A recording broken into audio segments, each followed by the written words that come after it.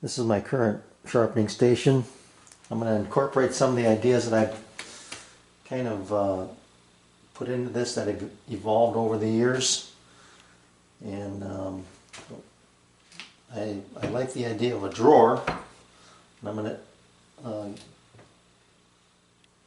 go to pretty much all drawers, and but they'll all be full slide outs, full function drawers, and I'll have more capacity as well. So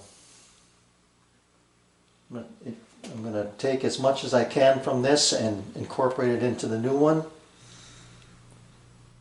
Let me show you how I made it.